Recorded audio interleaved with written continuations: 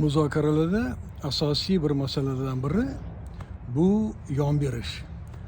Ruschasiga qilib aytganda uslubga, inglizchasiga concession. Yon beraymi yoki yon bermaymi? Men bir narsada yon bersam, boshqa tomon ham yon beradimi yo'qmi? Agar boshqa tomon bir yon bersa, men nima qilishim kerak? Bu juda ham bir strategik masala. Shuning uchun bu yon berish yoki bermaslikka ham o'ziga yarasha bir strategiyasi bo'lgani yaxshi. Ayniqsa murakkab muzokaralarda, jiddiy masala bo'yicha muzokaralarda bu juda ham muhim narsa bo'ladi. Sababi ko'p holatlarda shu ikki tomon uncha-muncha bir-biriga yon bermasa, kelishuvga erishish ancha qiyin. Shuning uchun nima qilish kerak bunaqa holatlarda? Birinchisi, yon berish mumkin. Bu siz haliga aytganday ba'zi bir holatlarda bir narsaga erishish qiyin. Lekin bir narsada yon bersangiz, albatta o'rniga boshqa bir narsa olishga harakat qilish kerak. Shundogina bir tomonlama yon berish hech qachon yaxshilikka olib kelmaydi. Siz uchun, muzokara uchun, muzokarachi uchun yon berish mumkin, lekin o'rniga bir narsa olish kerak.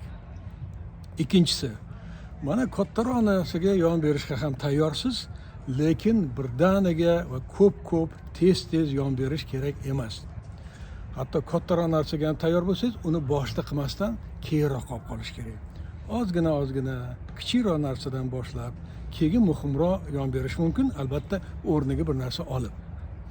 Uchinchisi, hatto bir siz uchun arzimagan masala bo'lishi mumkin, yon berib yuborishga tayyorsiz, mayli berib yuborishga tayyorman. Lekin o'shanaqa holatda ham siz ko'rsatishingiz kerakki, siz uchun bu osonlikcha berilayotgani yo'q. Og'ir bo'lyapti. Bo'lmasa, agar osonlikcha bir narsaga yon bersangiz, nari tomon sizdan yana bir narsani talab qilishni boshlaydi. Shuning uchun hatto osonlik bilan beriladigan yon berilsa ham shu ko'rsatish kerakki, bu men uchun juda bir oson bo'layotgani yo'q, qiyin bo'lyapti, ancha qiyin ahvolga qolyapman desa, narigi tomon sizdan yon berishni yana talab qilishi kamayishi mumkin. Va nihoyat yana bitta savol, birinchi bo'lib yon bergan yaxshimi yoki narigi tomon birinchi yon berishi yaxshimi? Albatta birinchi bo'lib yon berish mumkin. Qaysi holatlardaki siz arzimagan bir narsaga yon bersangiz, siz uchun hech bir qiyin holat emas, unda birinchi bo'lib yon bergan ham yaxshi. Sababi narigi tomon sizga ko'proq, muhimroq narsada yon berishi ko'p holatlarda bo'lib turadi.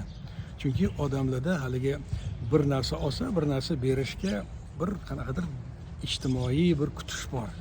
Shuning uchun birinchi bo'lib yon berish mumkin va bu ko'p holatlarda juda ham yaxshi, lekin arzimagan kichkina, siz uchun unchalik katta ahamiyatga ega bo'lmagan narsada qilsa, bu juda ham yaxshi.